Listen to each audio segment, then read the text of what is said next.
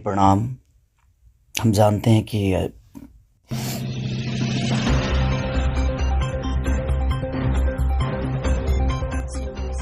जी हाँ दोस्तों, अपने बर्थडे मनाने के बाद रोते रोते क्यों बोल दिए खेसारी लाल भोजपुरी इंडस्ट्री को छोड़ने की बात।